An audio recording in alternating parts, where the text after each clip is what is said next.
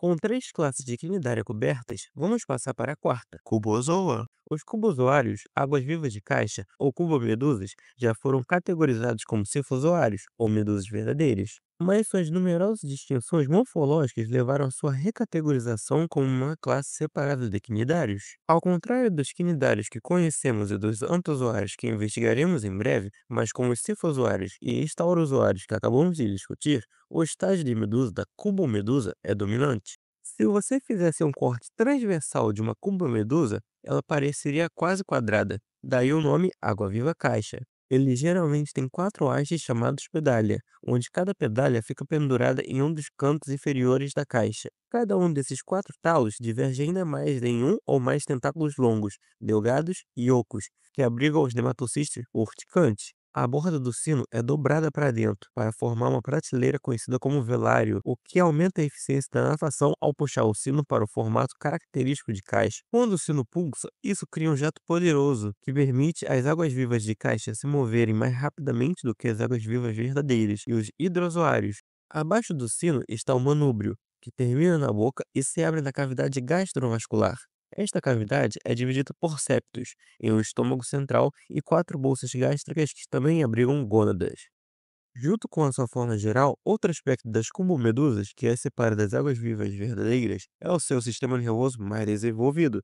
As cumbomedusas, como todos os quinidários, não têm cérebro, mas possuem um anel nervoso ao redor da base do sino que coordena seus movimentos pulsantes. Além disso, as cumbomedusas têm olhos totalmente formados, semelhantes aos humanos, completos com retina, córnea e lentes, tornando as cumbomedusas os únicos animais fora dos Blatéria a ter estruturas sensoriais tão sofisticadas.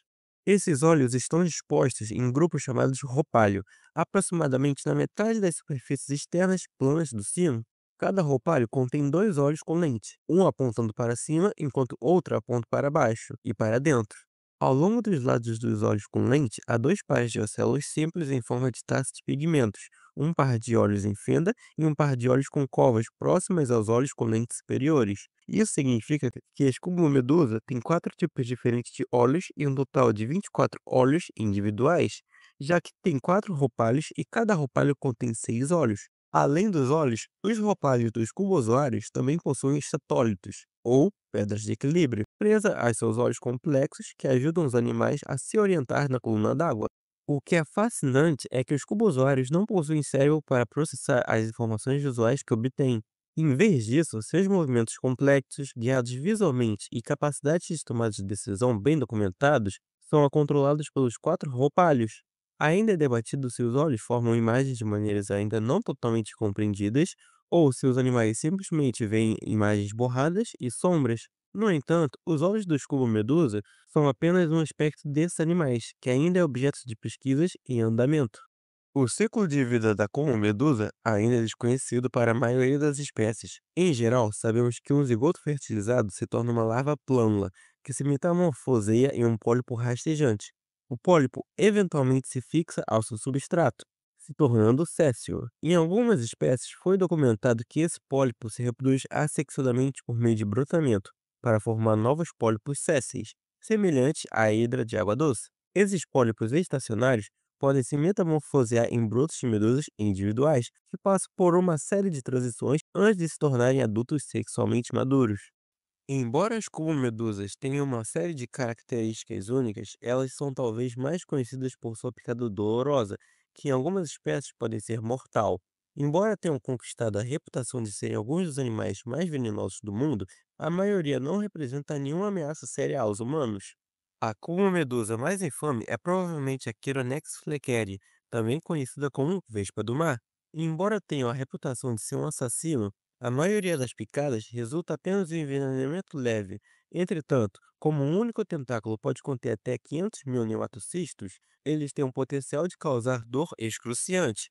Outras medusas notáveis incluem a água-viva Irukandji, de 1 cm de tamanho, que pode causar parada cardíaca, bem como a água-viva víbora, Chironex yamaguchi, altamente venenosa, assim como a vespa do mar. As picadas dessas espécies e de algumas outras também podem ser mortais.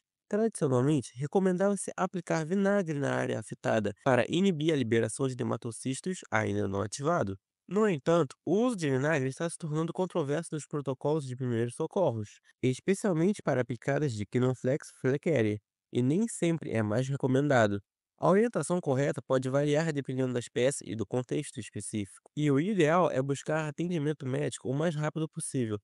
Por exemplo, entre 225 casos de envenenamento relatados entre 1991 e 2004 na Austrália, apenas 58 relataram dor intensa, enquanto 167 relataram irritação moderada a leve. Dos 58, 18 necessitaram de hospitalização e apenas um resultou em morte. Como muitos animais perigosos, as águas-vivas da nossa imaginação são muito mais mortais do que as águas-vivas da realidade. E com isso, encerramos nossa investigação sobre essas caixas gelatinosas. A seguir, vamos examinar os corais, as anêmonas e as plumas do mar da classe Anthozoa.